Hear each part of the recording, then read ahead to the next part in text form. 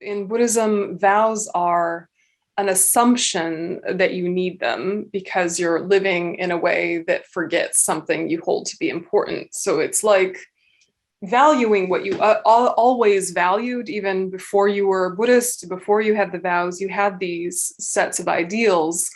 Now you're making a promise so that they have more power and they're more intentional.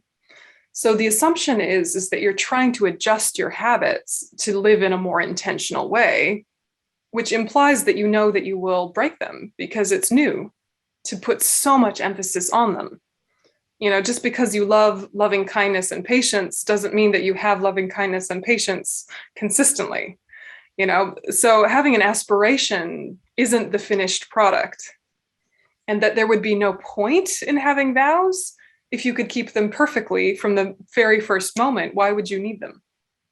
So there's a built-in assumption that you will break them. Otherwise, why would you need them? So it's a very different way of viewing vows in Buddhism because it's a training. Yeah, they're a training. And for all vows, there's transgressions and then there is breaking them at the root. And to transgress is very human and very daily and very easy to repair. You can repair transgressions with just basic purification practice, and then you retake the vow by yourself with your altar with like one verse said 3 times. Done. To break at the root, you have to really want to break it. It has to be really intentional, like plotted, and happy about it at the end. So that's less likely to happen, which means that all of your mistakes are fixable pretty much just by yourself. And for me, the vows feel like a promise I make myself to live the way I want to.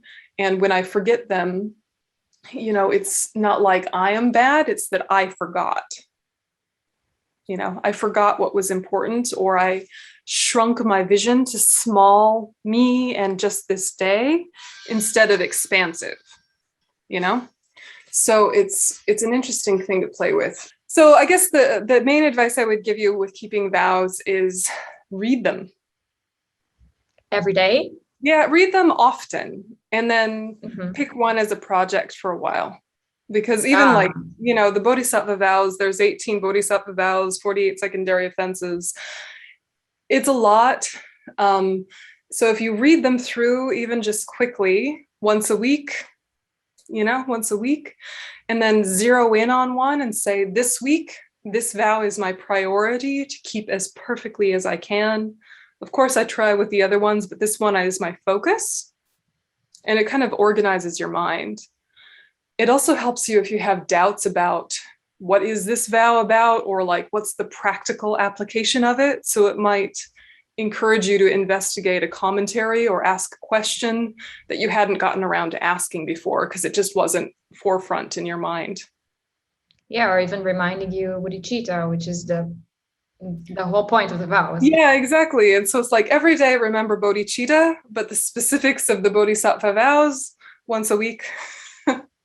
Like that. If your whole life it was modeled to live in a certain way, and then you realize that was not ideal and you're trying to change a pattern, even just one lifetime's pattern, let alone lifetimes of doing something, and a whole society encouraging you to do it, any moment that you're living ethically is like a celebration, And anytime you're not living ethically or not living in alignment with your vows is understandable. It's like to be expected. It's just that delicate line of not letting yourself off the hook when you had mindfulness and you chose to slip, but being a lot kinder to yourself for the times you slipped because you just didn't notice until minutes afterwards.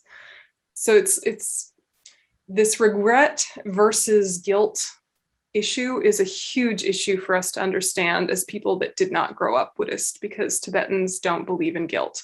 They don't even have a word for it.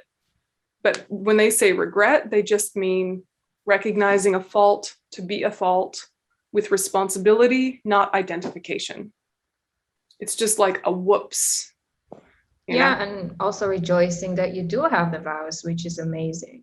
Absolutely. So, even in your sleep, you're accumulating positive mental momentum